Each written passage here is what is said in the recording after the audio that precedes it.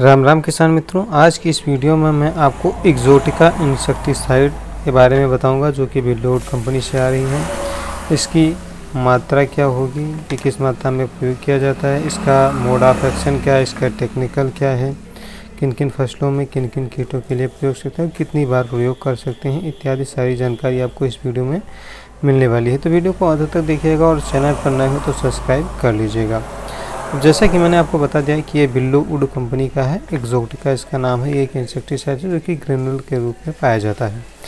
ये एक पेटेंटेड दवा है जो अभी बिल्डोड के साथ में है और बिल्डोड के जब तक ये पेटेंटेड है यानी 5-6 साल के लिए ये जो पेटेंटेड प्रॉपर्टी है वो बिल्डोड की ही है। तो 5-6 साल तो इसे कोई टेक्निकल जब इससे ख़रीदेगा वही दे पाएंगे, अन्यथा ये एक्सोटिका जो है वो बिल्डोड की ही मिलने वाली है। बात कर लेते हैं अगर हम इसके टेक्निकल की, तो इसमें हमें टेक्निकल जो है वो 2 देखने के लिए मिलता है।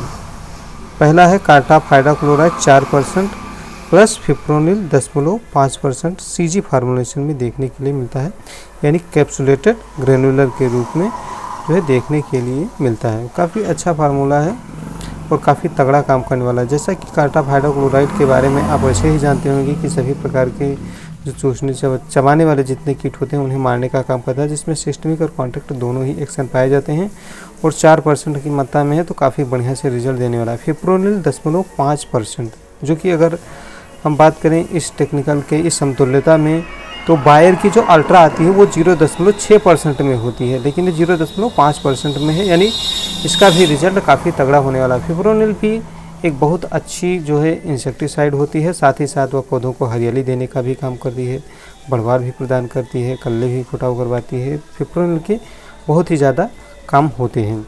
अगर आपने पिछली वीडियोज़ में नहीं देखा तो जा करके मैंने बात की है जहाँ पर अल्ट्रा रिजल्ट के बारे में, तो वहाँ पर मैंने जानकारी दी है। मतलब फिप्रोनिल भी मिला हुआ है जो कीटनाशक के साथ साथ पौधों को हरियाली कल्ले व्यास में भी मदद करने वाला है। तो यानी अब इसके मोड ऑफ एक्शन को तो बताने की विशेष ज़रूरत बची नहीं, क्योंकि जैसा कि मैंने आपको बता ही था कि इसके कॉन्टैक्ट और स्टमक एक्शन होते हैं।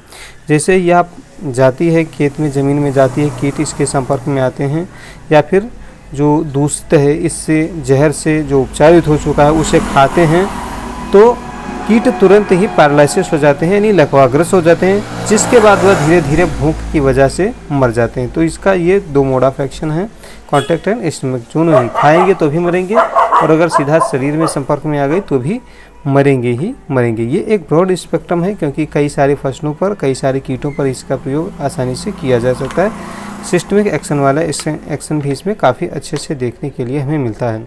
अब बात कर लेते हैं इसके डोज की। तो डोज देखिए, एज पर कंपनी रिकमेंडेशन जैसा कि लीफलेट में है और अभी मैं आपको लीफलेट में दिखा रहा हूँ, तो लीफलेट के अकॉर्डिंग चलिए मैं पहले लीफलेट की ही दिखा देता हूँ आपको। तो इधर हम लीफलेट पे आ जाते हैं और यहाँ पर अगर हम डोज देखते हैं तो ये आप देख सकते हैं डोज संरचना 15 से 20 किलोग्राम प्रति हेक्टेयर, यानी कि 6 से 8 किलोग्राम प्रति बीघा, यानी कि 6 से 8 किलोग्राम प्रति एकड़ में आपको इसके प्रयोग करने की ज़रूरत होगी। लेकिन कंपनी या डिस्ट्रीब्यूटर या एम्प्लॉय जो भी इसके कार्यकर्ता हैं जो मार्केट में चल रहे हैं वो 4 किलोग्राम प्रति एकड़ के हिसाब से डोज बताते हैं और वही हम लोग भी प्रेफर करते हैं, किसानों को डलवाते हैं और खुद डालते भी हैं। तो ये देखिए 4 किलोग्राम प्रति एकड़ के हिसाब से इस साल मैंने प्रयोग किया है और काफ़ी अच्छा रिजल्ट भी हमें देखने के लिए मिला है। तो मैं कहूँगा कि 6 से 8 किलोग्राम की ज़रूरत यहाँ पर नहीं है। 6 से 8 किलोग्राम जो भी डालना है वो गन्ने के जो किसान हैं उन्हें डालने की आवश्यकता पड़ सकती है। बाकी अनाज वर्गीय, सब्जी वर्गीय फसलें आकर आप कर रहे हैं तो 4 किलोग्राम जो मात्रा है वो 1 एकड़ के लिए पर्याप्त होगी।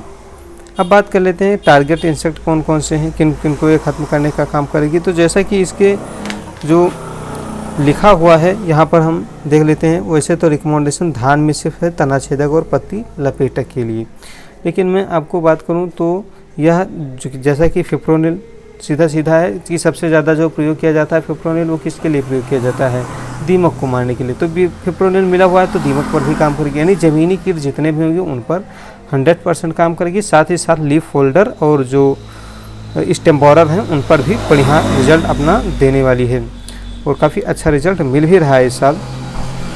अब बात कर लेते हैं कि इसे कितनी बार हम प्रयोग कर सकते हैं। तो एक फसल में आप इसका 2 बार ही प्रयोग कर सकते हैं, उससे ज़्यादा आप प्रयोग नहीं कर सकते हैं। 2 बार से ज़्यादा प्रयोग करेंगे तो आपकी फसलों को भी जो है वो नुकसान हो सकता है। ऐसा इसलिए है क्योंकि इसके जहर काफ़ी लंबे दिन तक ठहराव में रहते हैं, तो वो अनाज के माध्यम से आपके शरीर में भी जाने लगेंगे। तो इसलिए ज़्यादा से ज़्यादा 2 ही प्रयोग कीजिएगा। और टाइम इंटरवल का ध्यान रखिए कि कटाई से, जैसा कि धान में ही इसका जो है PHI दिया गया है या छिड़काव अंतराल के बीच में जो टाइम दिया गया है वो 27 दिन का बताया जा रहा है। तो यानी फसल कटने से 27 दिन के पहले बुआई हो जानी चाहिए, यानी 28वें दिन जो है वो आपकी फसल कटाई हो। ऐसे समय में आपको इसका प्रयोग करने की आवश्यकता होती है, जो कि धान के लिए, अनाज वर्गीय फसलों के लिए हम मान सकते हैं। सब्जी वर्गीय फसलों के लिए ये टाइम जो है वो थोड़ा कम होगा, और थोड़ा क्या 8 से 10 दिन का ही लगभग देखने के लिए मिलेगा हमें।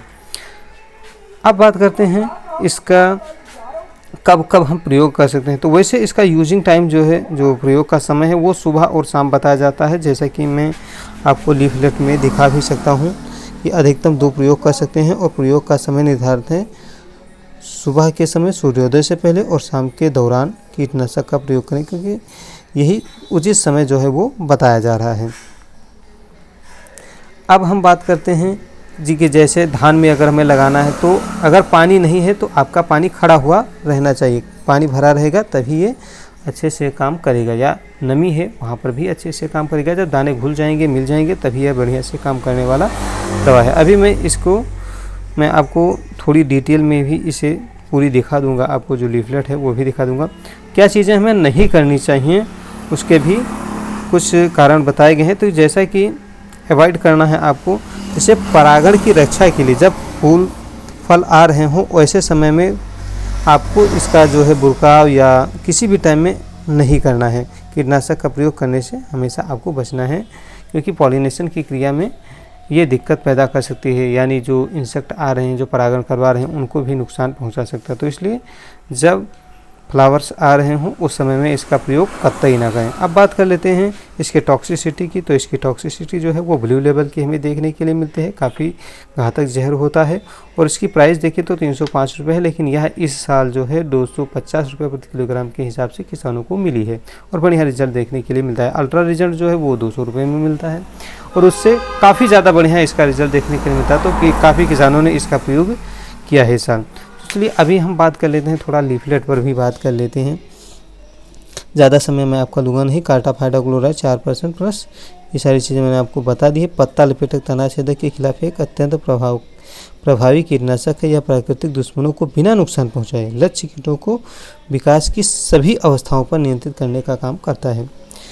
और इधर जो है वो लिखा हुआ है संगठन कितने का है और संरचना क्या है, कितना प्रयोग करना है, PHI वैल्यू लिखी हुई है, फसलें लिखी हुई हैं, मौसम की दशा यानी तेज़ हवा के बिना, यानी तेज़ हवा चल रही हो तब आपको प्रयोग नहीं करना है। सभी प्रकार की मिट्टी में आप इसका प्रयोग कर सकते हैं। रोपण के 20 से 30 दिन के पश्चात आपको प्रयोग करना है, और 2 बार अधिकतम प्रयोग कर सकते हैं। 25 दिन के अंतराल पर 2 बार आप प्रयोग कर सकते हैं। प्रसारित यानी कि बुआई का जो तरीका है, उपयोग का तरीका है, वो प्रसारण विधि से यूरिया खाद में आप मिला करके भी या अन्य खादों में मिला करके इसे चला सकते हैं, या फिर जो हाथ से चलाने वाला डिस्पेंसर होता है उसके भी प्रयोग कर सकते हैं आप चलाने के लिए। नोजल कोई लगाने की ज़रूरत है नहीं, यही सारी चीज़ें लिखी गई हैं।